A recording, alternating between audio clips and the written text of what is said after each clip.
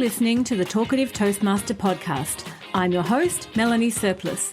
In this podcast, we explore how Toastmasters can help you to polish your public speaking skills, communicate with confidence, and amplify your authenticity. You'll hear from my fellow Toastmasters and I how this global organisation has impacted our lives for the better and how it could impact yours. Now, let's get talkative. Welcome, ladies and gentlemen, to episode 30 of the Talkative Toastmaster podcast. As the financial year draws to an end, so too does my role of president at the Mount Gravatt Toastmasters Club. As I mentioned back in episode 18, each of the 7 active executive committee roles are rotated each year, which gives other members the chance to move into those roles and take the wheel for a year.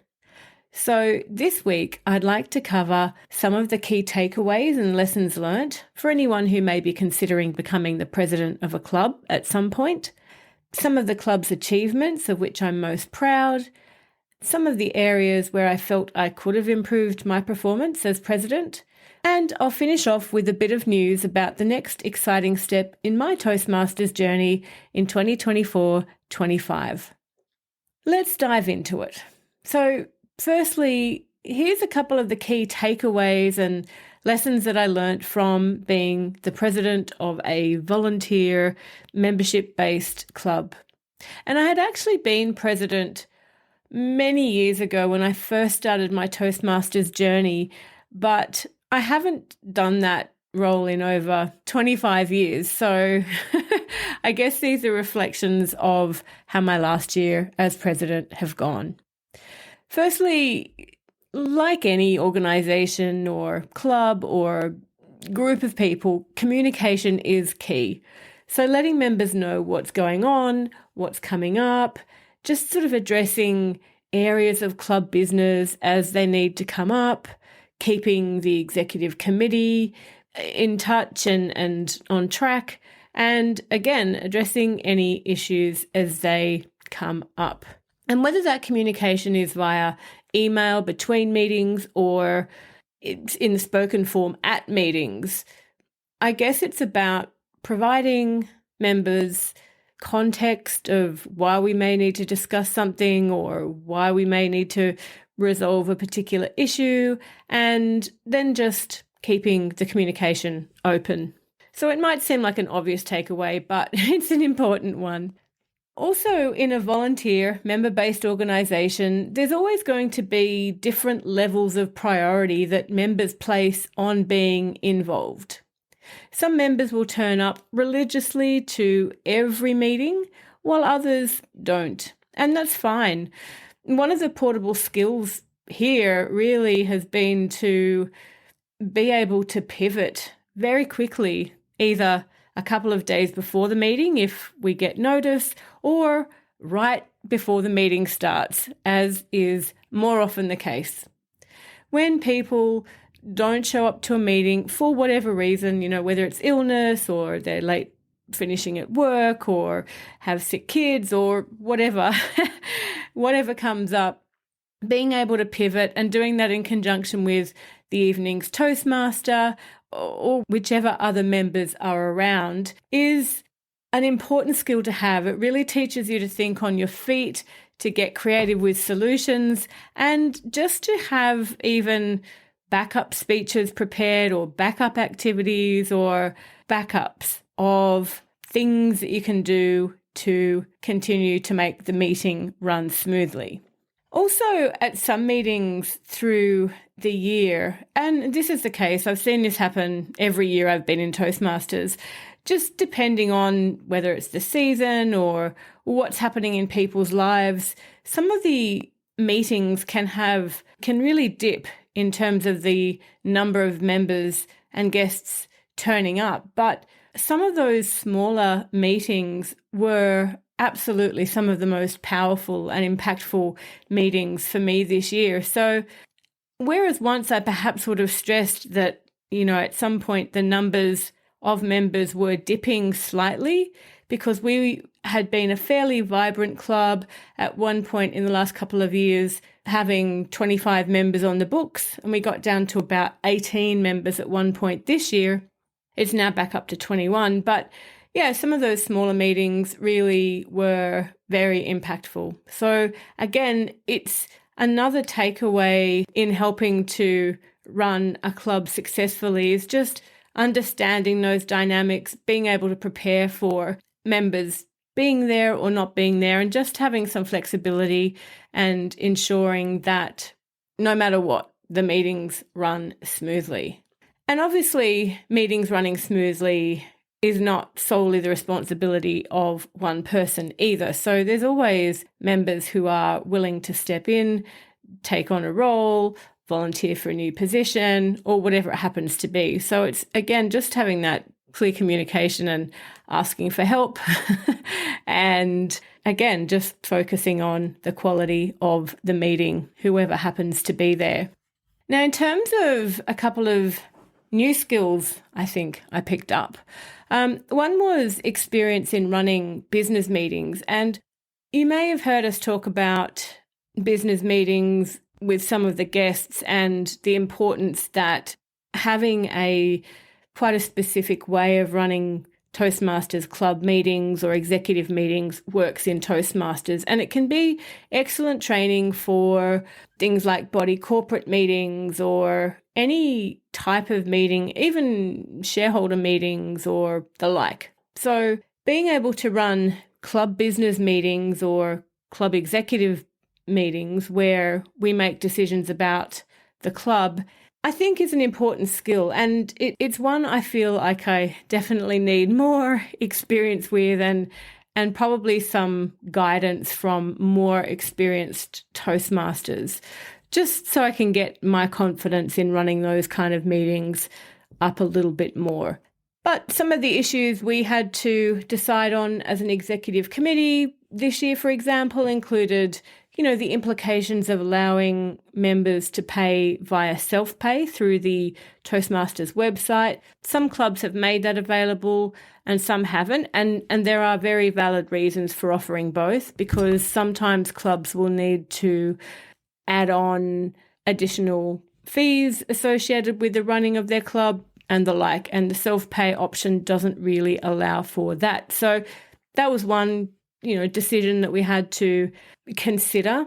Also, things like purchasing equipment, whether that's new lecterns or microphones or computers or just general equipment for the club that would become ongoing club assets. So we had a few discussions about that.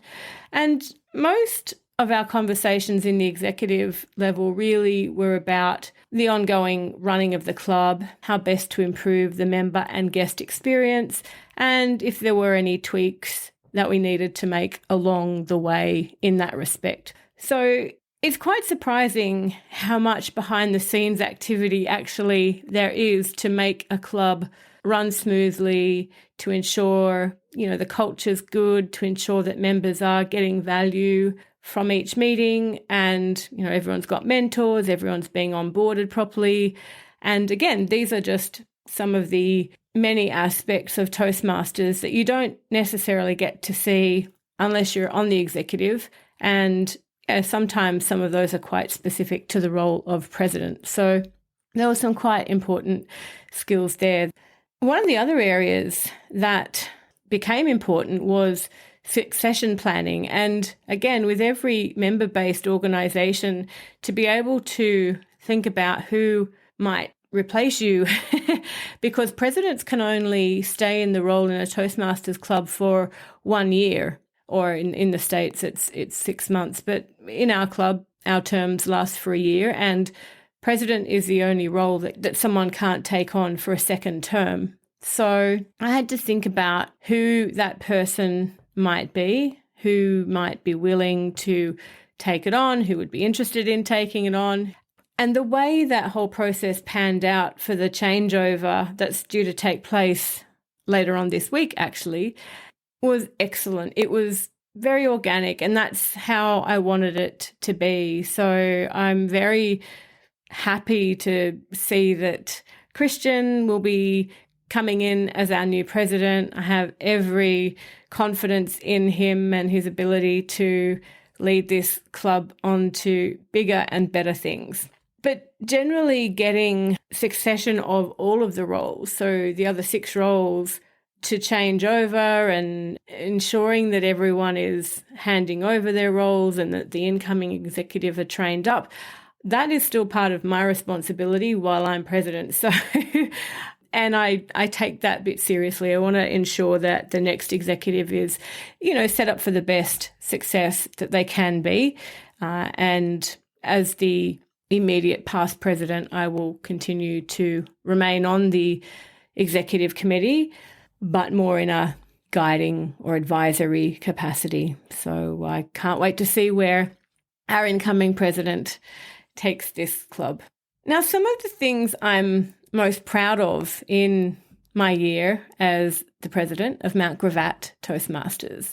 Firstly, the work of the 2023-24 Executive Committee. So a huge shout out to Reese, Hayley, Chantel, Daniel, Christian and Brody for throwing themselves into their executive roles and contributing in their own unique way to the club's success. I think the meetings throughout the year were fantastic. I believe guests had a great experience, and I believe this is very much due to, both the mentality of the executive and the culture of the club. And I'll talk a little bit more about that in a sec. So also a shout out to all of the members and guests of Mount Gravatt Toastmasters who turned up this year, all of whom helped to make each meeting as interesting, informative and fun as they were.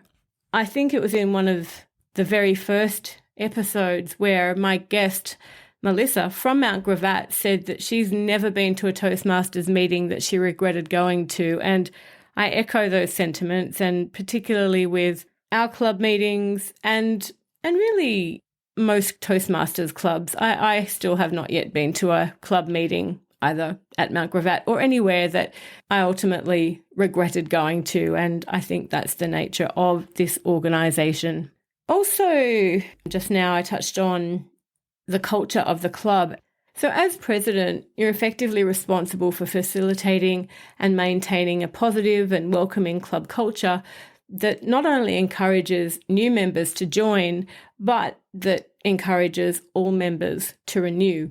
And so throughout the year, we received some great feedback from guests who ultimately went on to join us. And the consistent feedback that we received about our club is that we're warm and welcoming, and that we do what we can to make our guests and members feel valued. So we really do try to explain to a new guest who walks in the door what the meeting's going to involve, where they may or may not have an opportunity to speak, and that's entirely up to them, and how they can go about joining us if they wish, but also making the point that there is no pressure for them to join and that they're welcome to come along to as many meetings as they like as a guest to ensure that we're the right fit.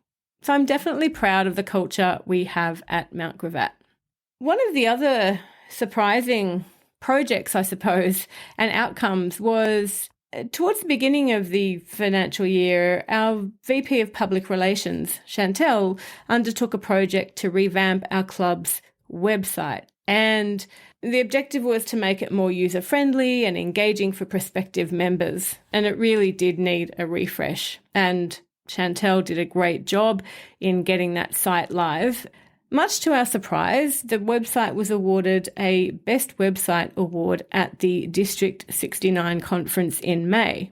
Now, I'd been on the organising committee of that conference and I had no idea that the club website was going to be awarded that award. And yeah, it was an amazing moment because it recognised the huge amount of work that Chantel, as our VP of Public Relations, put into that website. So well done, Chantel, for that fantastic project. You've left us with an award-winning website, but most importantly, a club asset that will continue to, support new members as they check out our club. One of the other big achievements for the club throughout the year was to achieve the status of Select Distinguished in the Distinguished Club program.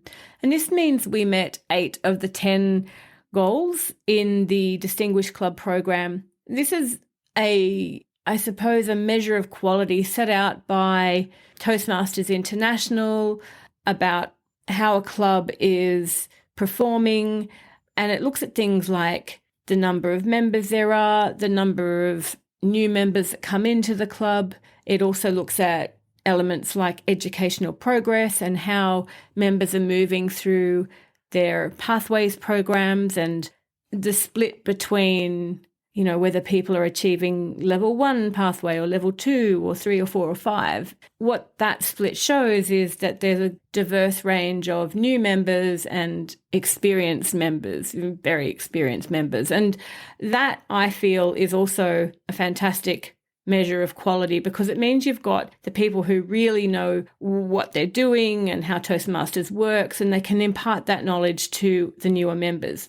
And certainly at Mount Gravatt, we have really everyone from very new public speakers to people who have been doing it for 30 years.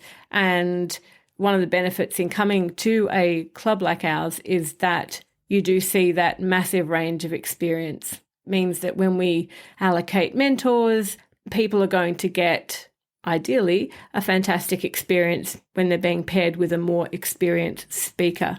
So I'm pretty happy about that achievement. It's not all about the points in Toastmasters.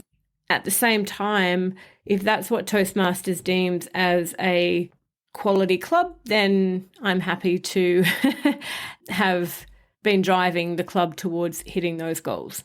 And I'm also really thrilled about the way our new executives nominated themselves during the club election a couple of weeks ago. I wanted to make the election very much a self-nominated exercise. Some clubs choose to nominate or choose to have members nominate who they would like to see in different roles.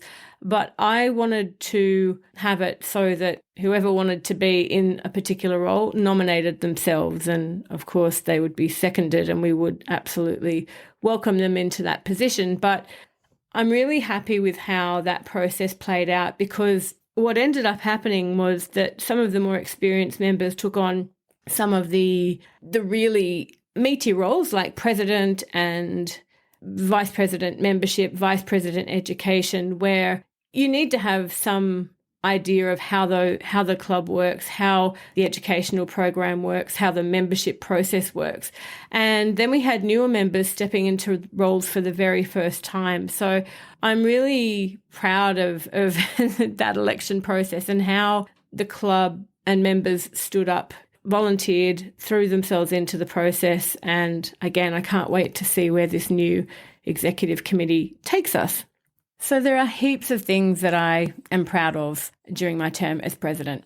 A couple of areas where I feel I could have improved were around organisation at the beginning of my tenure. So back in last July, August, I was so busy at work. I was doing a lot of travelling interstate and overseas. And in hindsight, I probably left it a little too late to have the first executive committee meeting. And I would definitely book that in much earlier if I were doing that whole role again. And along the same lines, I think because I was travelling so much with work, I didn't really do a solid handover with the former club president. And I could and should have arranged that. And it probably would have given me a better feel for some of the activities that were coming down the line that I wasn't really aware of until they were more or less upon us. So things like the role of the club in the area contest, also the area division and district council requirements. And again, all of that is definitely dictating the way I do a handover to our incoming president. So I think as well, creating well-documented systems of how this stuff works in our club. I mean, Toastmasters provides guidelines. The club officer training also provides guidelines, but there's still the ins and outs of how it works in each club, and I will definitely be looking back at what I wish I'd have known when I was the incoming president and documenting that, hopefully in a document that can be used in an ongoing way. But all in all, being president was a really rewarding experience. I feel like I really got to understand the inner workings of the club and also the club's relationship with area, division and district. And that segues into my news about my next steps in my Toastmasters journey. So I've decided to take a step back from the Mount Gravatt Executive Committee, and that'll be the first time in 3 years that I haven't had an active role on the committee, although as immediate past president, I still am a member of the committee this year, although not one of the active roles. So I'm really there in a advisory capacity. But what I will be doing is taking on the role of Area 26 Director. And Area 26 has 5 clubs. Mount Gravatt is one of those, and then there are 4 others in the geographic area that form Area 26. And this is a completely new role for me. I've not done this role. I've not really done a role in Toastmasters outside of the club before. So it's going to come with its own challenges and opportunities for growth. I'll go more into the specifics of the area director role in an upcoming episode, but basically it's going to involve me actually getting out and visiting the 5 clubs in the area. Some informal visits, some formal visits. For the formal visits, I'll need to complete reports of just some of the things we were talking about, the quality of the club and what the experience at each of those clubs is like. And this role is really the direct liaison point between the clubs and the district and the higher levels of Toastmasters. And really, the role of the area director is to ensure each club is fulfilling its responsibilities to its members. So I'm really excited about this. As I said, it's a role I haven't done. I know I'm going to be learning a whole lot real fast. One of the big focuses for the first 6 months of the year will be around pulling the Area 26 conference together. And this is where the 5 clubs in our area will compete in the area contests for humorous and international speeches, as well as the table topics and evaluation contests. And the winner from that then goes on to the division level. This coming weekend, I'll get a major immersion in the role of area director at district leadership training. And this is arranged by the District 69 committee. And the whole training weekend is about preparing incoming area directors and division directors for their role in the next 12 months.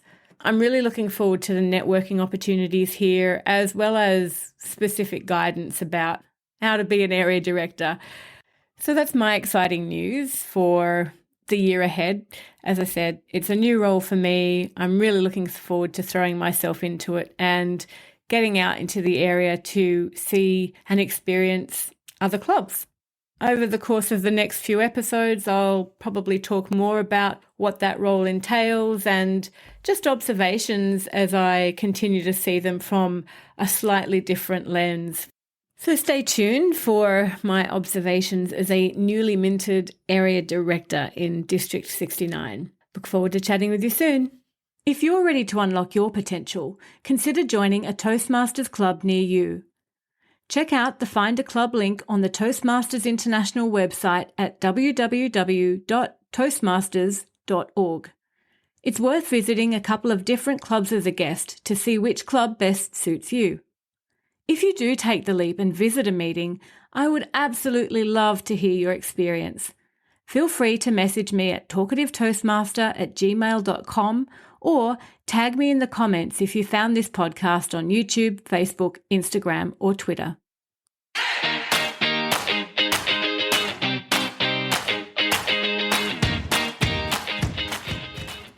Thanks for for listening to today's show. Head to talkativetoastmaster.com where you'll find the show notes for this and all other episodes, as well as links to some awesome Toastmasters resources. If you found value in today's content, I'd really appreciate if you could share it with friends and colleagues who may be interested. Or leave a review on iTunes. This helps more people to find us.